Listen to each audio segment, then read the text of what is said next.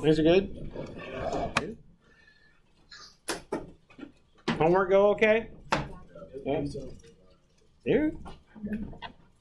All right, well, let's talk about some new stuff then today. So the 6.2 talks about, I think the title is Trig Functions of Acute Angles. I think is the title of the section. Whatever. That's what we're going to talk about. So I'll call that the title of the section. All right, so we talked about angles the last couple of times. So today we're going to talk about values associated with these angles that'll describe, well, basically triangular situations, if you will. So just to get to that point, when we talk about, we've talked about putting angles in standard position. Now, in this particular case, it's not as important to have the standard position as it will for what we're going to talk about in the next section. But let's just, for argument's sake, say we have an angle in standard position so that we've got the initial side here on the positive x-axis. Now, if we're doing trig functions of acute angles, my angle is going to be up here between 0 and 90. That's what we mean by acute angle, right? It's between 0 and 90. So for right now, we're going to be up here in quadrant 1. Okay? But we're going to do everything in terms of right triangles anyway. So our terminal side will be up here. And then, of course, we can make a right triangle. Right? So here is my angle. So what we're interested here is defining some functions on this angle, or it's not going to, as long as the angle doesn't change, it doesn't matter the size of the triangle. Okay? So for example, I don't necessarily want to have a number associated with this angle that has to do with the length of the side, because if I extend out the sides farther, that number is going to change as the longer that side gets. Right? There's the same idea here. I don't want to say that's equal to that side, because again, the longer the side gets, the number changes. Right? I want a number that doesn't change if I change the size of the triangle. So when we do these trig functions, we're going to do different ratios, because if you remember similar triangles from geometry, if you don't change the angles, it doesn't matter what you do with the sides. If you do the ratios have to stay the same. Right? So there's 6 possibilities for ratios that we're going to do. So for argument's sake right now, I'm just going to give them names. I'm going to call this one the adjacent side. I'm going to call this side the opposite side. And this, of course, is your hypotenuse. All right. So for the triangle purposes, for right triangles, there's always 2 legs and a hypotenuse, right? So the leg that makes up part of the angle, that's the one we call the adjacent side. The leg that doesn't make up the part of the angle, we call that the opposite side. All right, so then our ratios that we can do, there's basically 6 different possibilities that we can do, right? Because I'm going to pick 2 of them to make a ratio, and then I can always do the reciprocal, right? If I pick 2, I could do opposite adjacent, opposite hypotenuse, adjacent hypotenuse. That's just picking 2, right? There's 3 possibilities, but if I do the reciprocals for the ratios, that gives me 6 total, right? Something like sum total. Yeah. Yep, exactly. So it's where we're going with that. Yep. All right. So for the ratios that we could do opposite over hypotenuse. I'm going to start abbreviating so I don't have to write out those letters all the time. This is one ratio we could do. This is one. And again, no matter what size we make the triangle, that ratio won't change as long as we don't change the angle, right? This is what we refer to as the sine of theta. So SIN is the abbreviation. The word is SINE, it's sine. Now this is a function, right? This is not multiplication. So I can't write SIN without a theta. That's a topic for church. Okay? Okay? When I take the sine, haha, bad math joke. Okay? I tell bad math jokes all the time. All right. So when I take the sine, that's the sine of something. Writing SIN all by itself doesn't make any sense. Okay? Just like, it'd be the same thing as if I wrote a square root symbol and didn't put a number underneath it. That doesn't make any sense either, right? If I just write square root, and don't pick the square root of anything, it's the same idea. Okay? All right, so another ratio we can do is adjacent over the hypotenuse, and that's our cosine. Okay? Yeah, that's the third one, yep. So the cosine, so COS is what we use for the abbreviation for that. There's a reason why it's called cosine, by the way. Let's look at this right, just to tell us why we're called cosine. This angle is theta, or in particular, what do these two angles for the right triangle have to add up to? 90, right? If we have two angles that add up to 90, what name do we give those two angles? Start with a C. Complementary, right? What's the first two letters in complementary? Co. Okay? Notice that this adjacent side for theta is the same as the opposite side for its complement. So the sine of an angle will be the cosine of its complement. Right? Say that again? The sine of an angle is the cosine of its complement, because the opposite side for this angle is the adjacent side for its complement. So the cosine of an angle is the sine of its complement, and vice versa. That's where the co comes from. It's referring to the complement. They're referred to as co-functions of each other, which is the same thing for the other four that we're going to talk about. So another possibility is opposite over adjacent, and that's going to be our tangent of theta.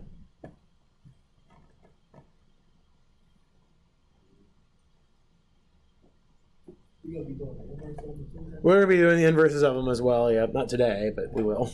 Okay. All right, and then we said, so those are the three possibilities if we just choose them, right? We could choose, if we're choosing pairs, I can choose opposite and hypotenuse, adjacent hypotenuse, opposite and adjacent, right? But we also said we could reciprocate them, make other ratios. That was how we get the other ones. So the other ones are just the reciprocals of these. So we could do hypotenuse over opposite. We can do hypotenuse over adjacent. We can do adjacent over opposite. This one is the cosecant of theta. So we abbreviate that CSC. So just write down the word. Cosecant is the word. CSC is the abbreviation. This is secant of theta. So I'll write down the word here, S-E-C-A-N-T. And the other one is cotangent of theta.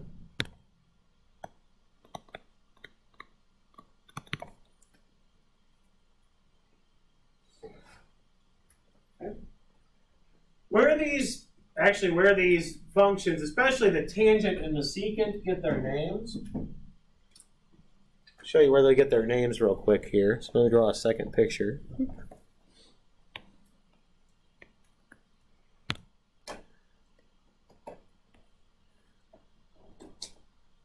So let's say I have this right triangle here, but let's say I have a circle. Oops. That is drawn inside of. Ooh, hey, I missed. Like so. Where this here is tangent to that circle.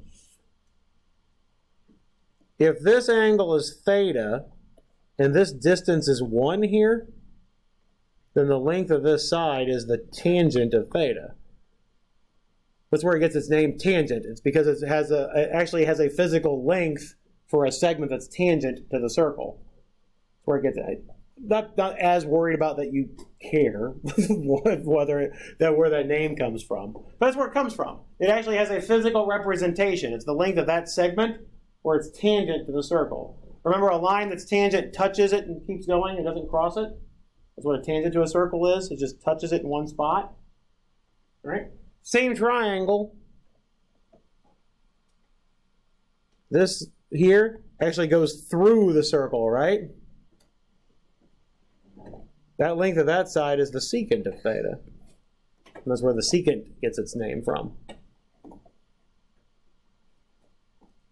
Okay?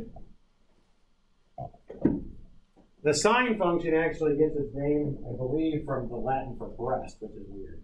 But in case you cared. That one's weird, but I think it's actually bosom as opposed to breast, but same idea. Anyway. All right, so those are the different ratios. That's how we get these things. So when you're doing these particular values, some of the things that you'll be asked to do is, given one of them, find the other. So for example, if you're given that the cosine of theta is, say, 3 over 5, maybe you're asked to find the cotangent of theta.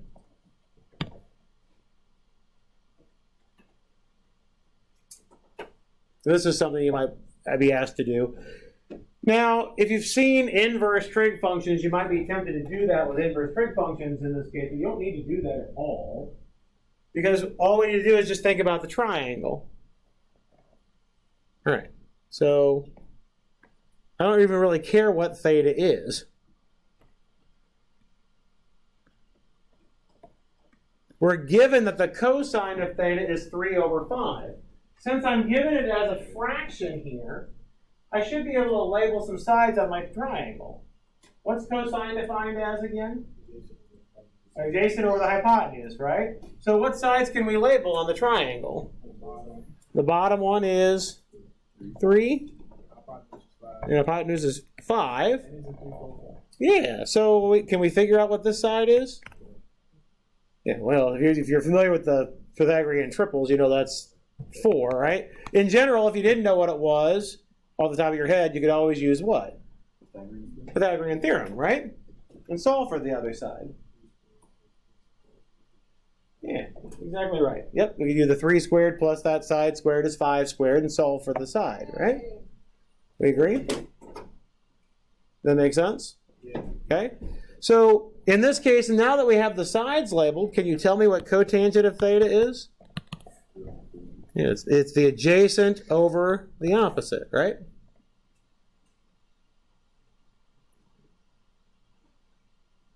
Does that make sense?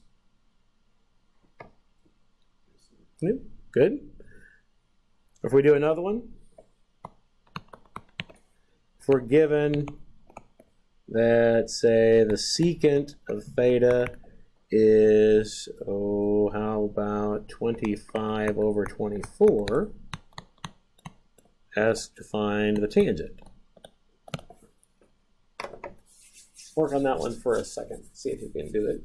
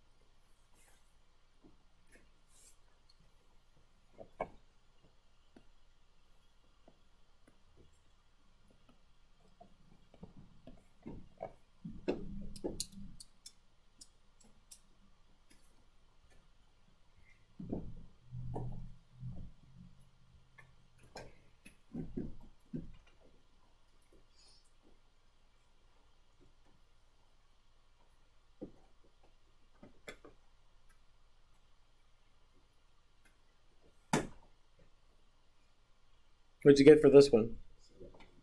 7 over 24? How'd you get that? The Pythagorean Theorem? Okay. So since we're given the secant, what sides can we label? Yeah, by adjacent and hypotenuse, right? Because secant and cosine are reciprocals of each other, correct? So 20, ooh, hey, what goes on the hypotenuse? 25. And the adjacent's 24. And then if I call this, whatever, if I call it B, doesn't matter what letter we call it, you can use your Pythagorean theorem to solve for B, right? So using the Pythagorean theorem, what's the equation would you set up? 24 squared plus B equals 25 squared. Okay, so 24 squared plus B squared is 25 squared, right? 24 squared would be 576. Yeah. And 25 would be 625. Good. So you get 49. You square root it. Yep.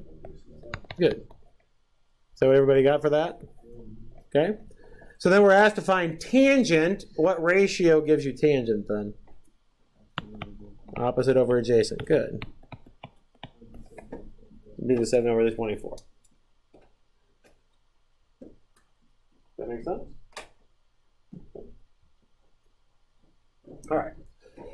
So this is one way that we can figure out one of the trig functions from other ones, and we're going to come back and do these more later as well when we start talking about trig functions for any angle as opposed to just acute ones. So right now we're in the acute situation where we're up in quadrant 1. But later on we're going to talk about what happens if our terminal side of theta lands in a different quadrant.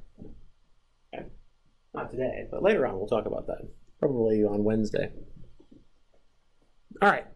So another thing that we need to be able to do is start to realize these relationships. So we already see some relationships between some of these particular functions, right? So we notice that sine and cosecant are reciprocals of each other, right?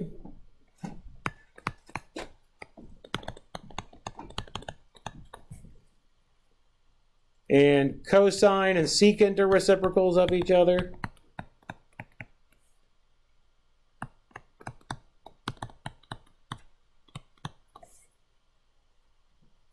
And tangent and cotangent are reciprocals of each other.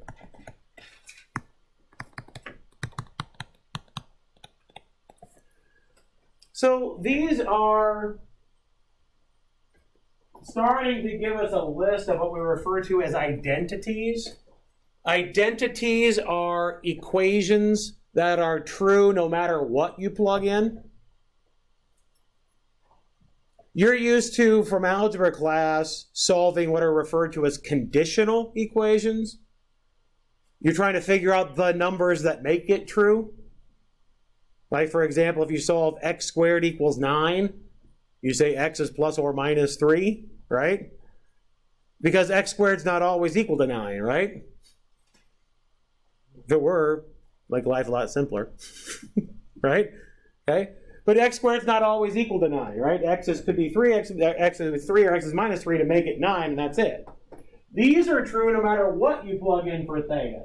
No matter what you plug in for the angle, you always get a true statement. That's what we mean by an identity. It's true no matter what you plug in.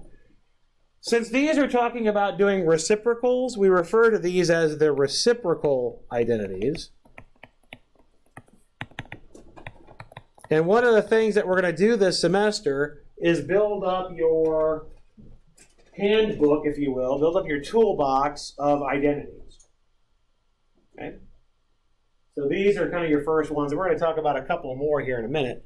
But these are your reciprocal ones.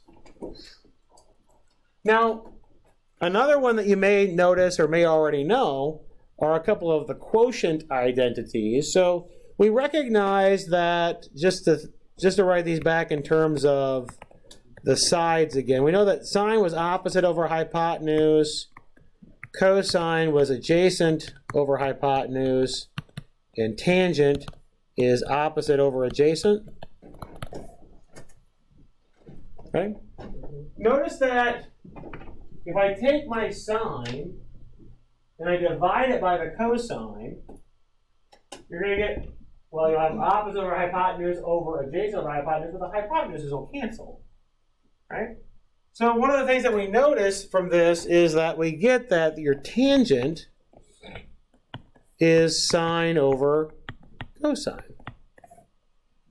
You actually get that quotient idea. This is another identity. This one comes up quite a bit.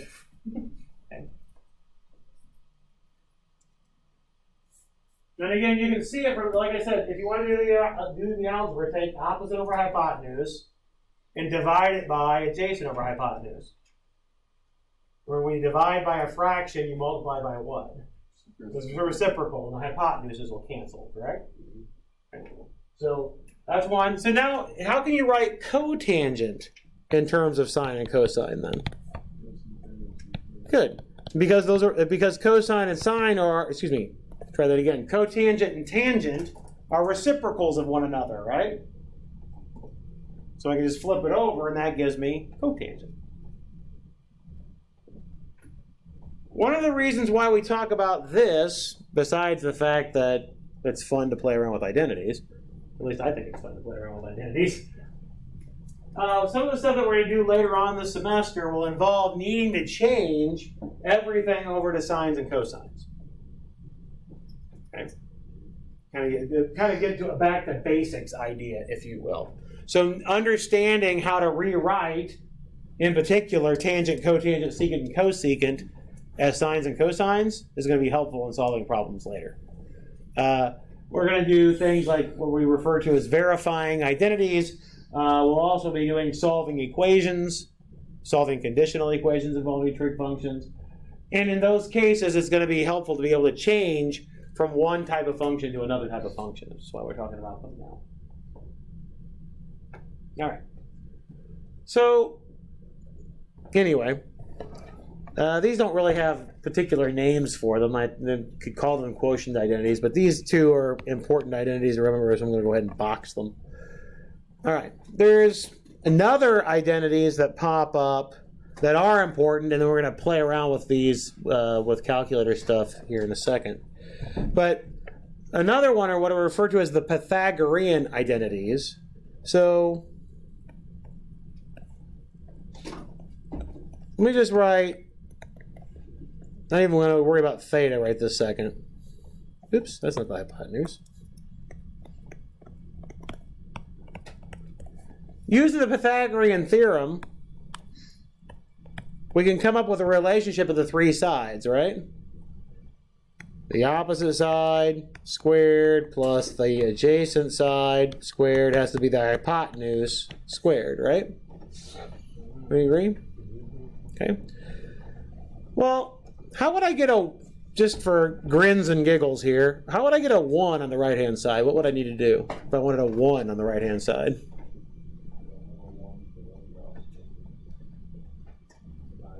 No, I'm just thinking about algebraically. I could divide by the square of the hypotenuse, right? Just divide both sides by that, right?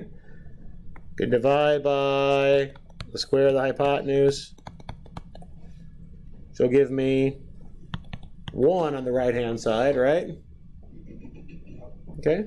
Over here, I can split up this over this over the plus sign here and get opposite squared over hypotenuse squared and adjacent squared over hypotenuse squared, right? Yep. Now notice that I've got a squared on top and a squared on bottom in both of these, so I can pull the square out of each of them.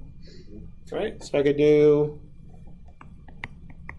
opposite over hypotenuse squared plus adjacent over hypotenuse squared equals 1. Can I pull the square out over the entire plus sign?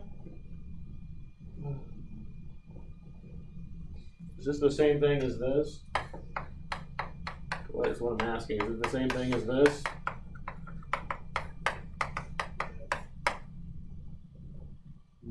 No. Well, if I were squaring this out, what would you have to do? You have to FOIL it, right?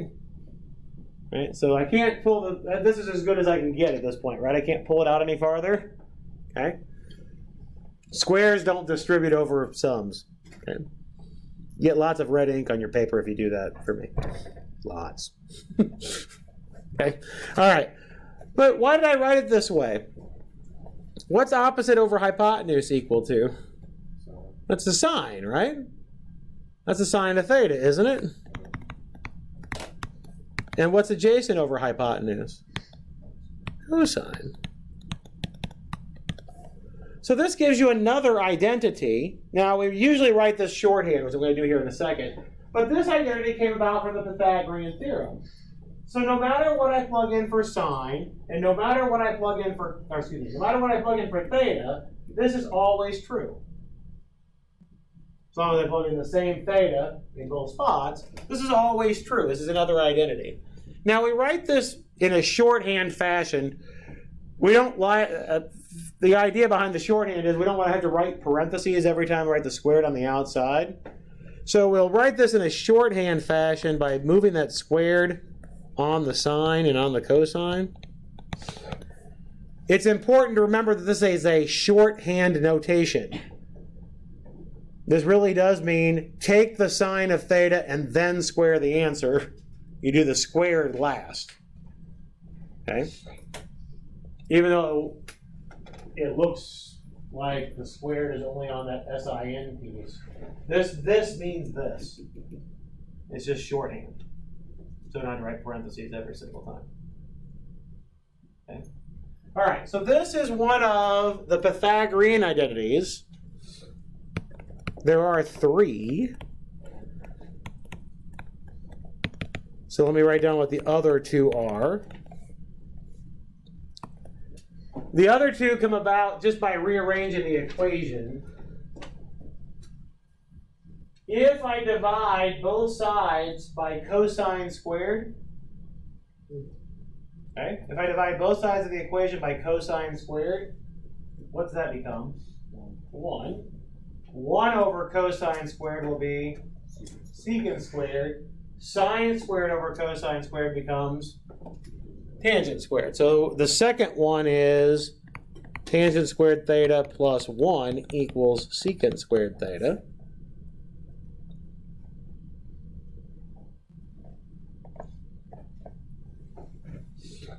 Now go back to the original, this one, and instead of dividing both sides by cosine squared, divide both sides by sine squared. If I divide this by sine squared, we get 1. Divide this by sine squared, you get cotangent squared. Divide this by sine squared, you get cosecant squared. So that's the third one. It's 1 plus cotangent squared theta equals cosecant squared theta.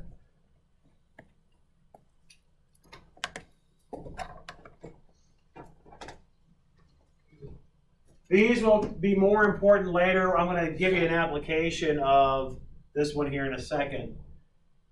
The most important one of the 3 is the first one. This one pops up all over the place. The second one, I mean, the reason why I did them in this order is because it's got an order of importance. This one's the most important one. You'll see this one over and over and over again. Okay. This one pops up quite often, especially if you're going on to calculus, and especially Calc 2. This last one looks a lot like this one, right? In fact, I could write this in the other order. It looks exactly like it, just with cos in front of it, doesn't it? Okay. If you can remember this one, you should be able to remember that one. Just put cos in front of the tangent and secant, and you get the same one. Okay. So the big one is the first one to remember. So let's see if we can do an example of that. And this pops up in Hawk's problems. Let's say you're given that cosine of theta is 0.62, and it asks you to find tangent of theta. This is an example of a type of Hawk's problem. By the way, you could do this with a triangle. There's nothing that says you can't do this with a triangle. But I want to give you an illustration of how the identity part works. Okay. If I know cosine, I can figure out sine from this identity, right? Okay. So if we start with sine squared theta plus cosine squared theta equals 1, then I can put in the 0.62 for the cosine of theta. Remember again, this cosine squared theta piece means cosine of theta squared, right? That's what that means. And this says cosine of theta is 0.62, so I'm taking out cosine theta and putting in 0.62.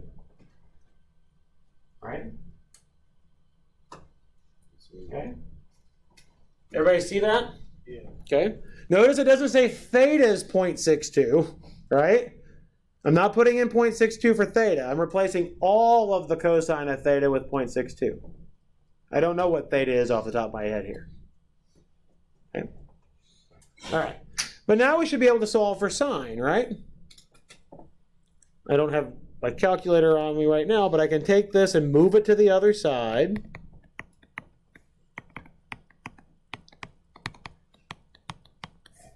And then how would I get the sine of theta by itself? We take the square root. Now in general, when we take the square root of both sides of the equation, what do we get out in front of the square root? Plus or minus, right? But right now, for our purposes, we're just doing acute angles, so we're always going to do the positive. The plus or minus piece is something we're going to have to worry about going forward. But for right now, I'm not worried about the plus or minus. Anybody have this in a calculator?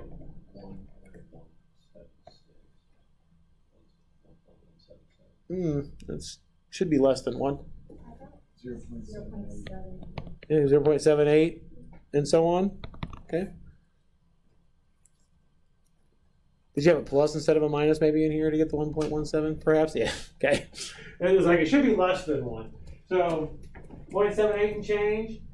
All right, why did I find the sine? Why did I do that first?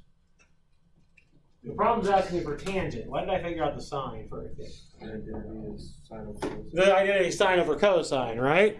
So now for tangent, that's sine over cosine. The top is 0.78 and whatever the change is. Don't round in intermediate steps. I know some of you science people like to do significant figures and drop things. For me, make sure you keep all your decimals till the very, very end. On bottom, we get 0.62. Now, this one should be bigger than 1. What do you get here? 1.27?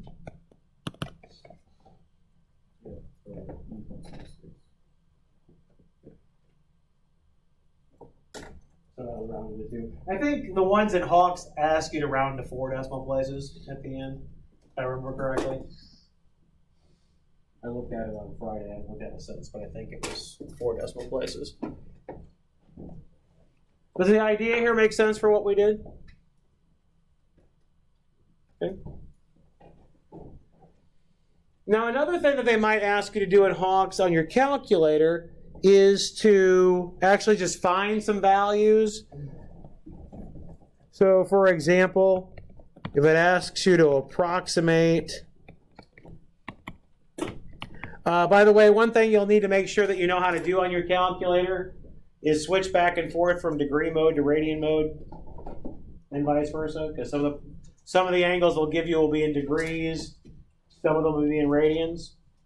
So make sure you know how to do that. If you don't know how to do that, come see me. I can show you how to do it real quick. Unless it's some really, really weird calculator that you have. It shouldn't take very long. But make sure you know how to switch back and forth in the modes. So maybe you'll be asked to approximate, say, cosecant of 32 degrees.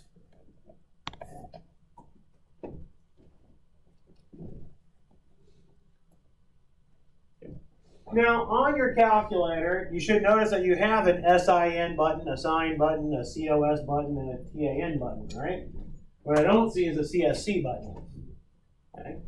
So this is how another reason why you need to know your relationships among the trig functions. Okay? What is cosecant in terms of sines, cosines, or tangents? It's 1 over sine, right? So to do this on your calculator, you would need to rewrite this as 1 over sine of 32 degrees. And it says it's in degrees. Make sure that you are in degree mode. Now remember I told you if there's not a degree symbol, you assume it's in radians, so make sure you pay attention to that on Hawks if they've got a degree symbol in there or not. Okay, that's important. All right, so this would say to take your 32, sine of 32 and reciprocate it, right? So what did you, if you're typing this in your calculator, what are you getting for this? 1.89-ish? Everybody okay with that? So you would do the same thing. If you needed to figure out secant, you would do 1 over cosine, right? If you needed to do cotangent, you would do 1 over tangent, if you were given what the angle was. Does that make sense? Okay. There's a couple of problems on that with Hawks. The whole reason why you don't have those buttons on your calculator is because you don't need them, right? You can do it in terms of sines, cosines, and tangents.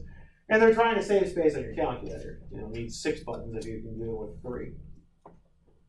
And technically, I mean, I guess it wouldn't necessarily need a tangent button, right? You do that with sine and cosine. Tangent's used enough time in applications that you wouldn't want to have to do sine and cosine every single time.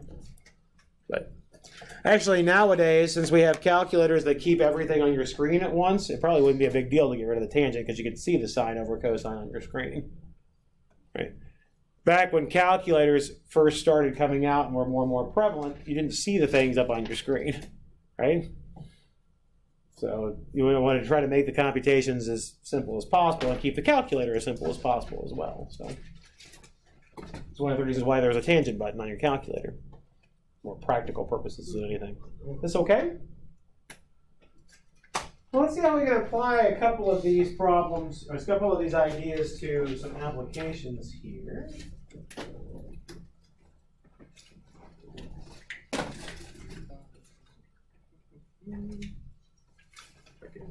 My fingers don't work.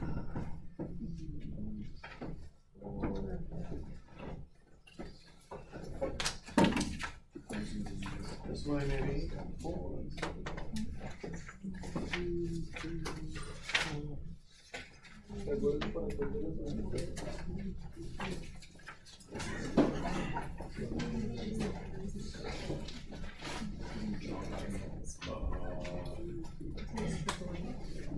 Yeah, let's go get the next one out because I made 25 copies this morning. Aha, there it is. I knew there must have been an extra one because I made 25 copies. There was 24 people here today. So. All right, so let's see if we can go through a couple of these together. All right, so let's look at the first one here.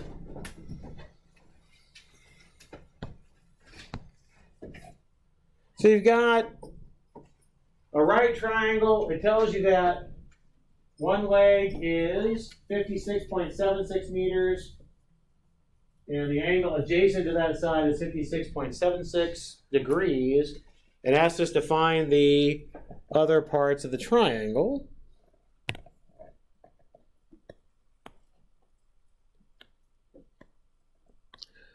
We're doing what's referred to as solving a right triangle in this case.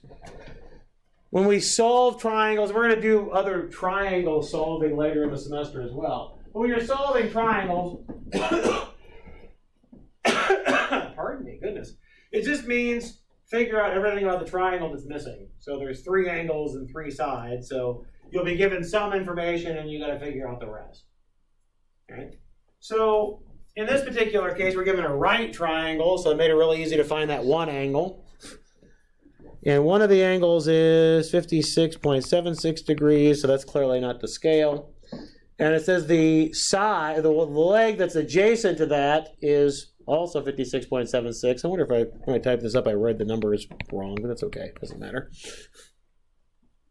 Still the same process. Is it asks us to find the other parts of the triangle. But let's do the easiest thing first. Let's figure out what the other angle has to be. What's this angle up here have to be? What is it again, sorry? 33.24? How'd you figure that out? It's got, yeah, when I add that to the 56.76, we have to get 90, right? This is the whole triangle. Yep, that's right. Exactly right. When you add up all the angles of the triangle, that has to be up to 180. Remember again, we also mentioned that these two angles in a right triangle have to be complements. Right, so they have to add up to 90. Cool. Good. All right, so we have two other sides. For lack of better letters, I'm going to use x and y. Why not? Tell me an equation to use that I can solve for x.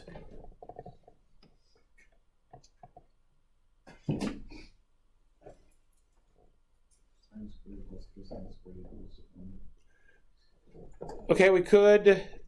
I think that might cause us. I'm not sure how I get to x from that, but I heard somebody else say something. The inverse. We do the tangent. Well, what would so tell me an equation with tangent. Okay. Okay. So if I do tangent of 56.76, what ratio is tangent again? Opposite over adjacent. And that involves the x, doesn't it? Okay. So I can write that as what? What ratio will we have? X over 56.76. Right? So what I need to do to both sides to solve for x? Yeah, multiply by the 56.76.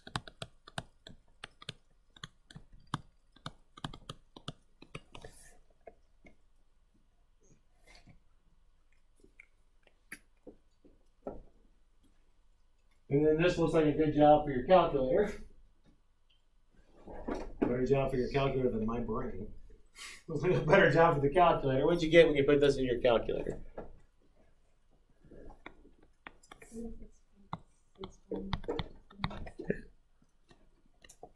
And since the 56.76 is in meters, that length will be in meters as well.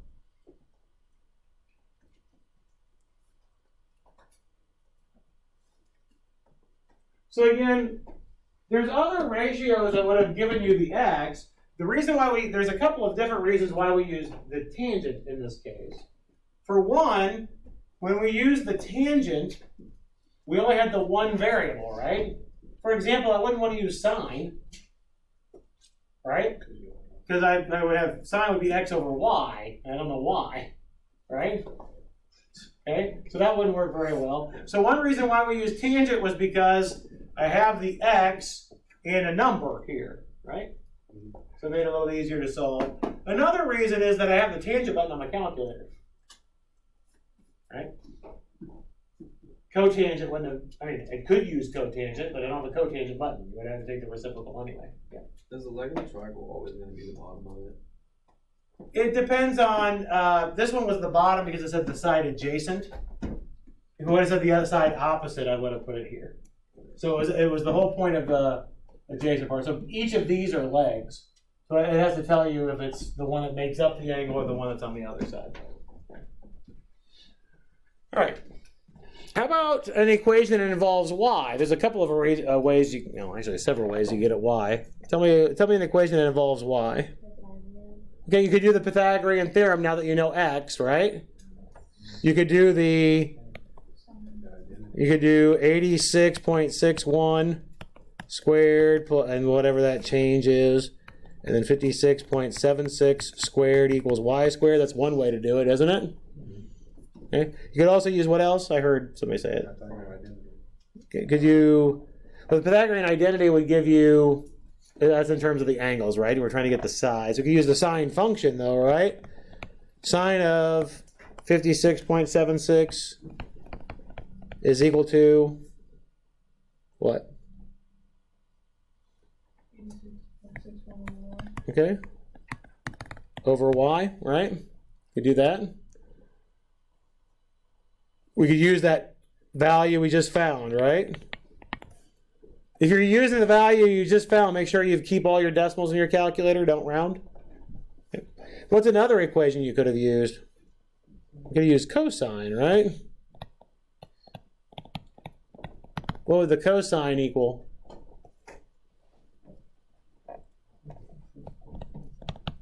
Over the y again, right? So there's actually three different ways you could have, at least three different ways that you could have figured out what y is. All of them should give you the same answer.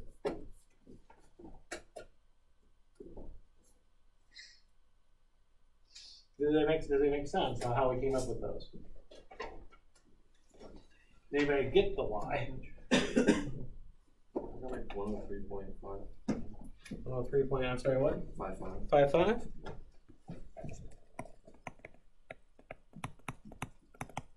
Certainly plausible. It better be the biggest side, right? It's the hypotenuse. So if you would have got something less than 86, you would have known something was not right. Right? That definitely has to be the longest side, is the hypotenuse. This idea okay? Okay. All right, we'll do a few more of these on Wednesday. We're almost out of time. It's 10:46 according to my watch. So I don't want to get buried in another problem and keep you late. So I'll do more of these on Wednesday, as well as to get into doing trig functions on other angles besides just acute ones. So we'll go through a couple more of these application ones. If you want to go ahead and practice them for Wednesday, you can. I'll go ahead and post solutions to them on Moodle later today or tomorrow. So we should find all 6 of the functions for each one of the problems. Well, in this particular one, I just want you to find all the parts. So I just want you to find all the angles and all the sides. So you don't have to do it. We only need to use the trig functions in this case to help us find those parts. Yeah.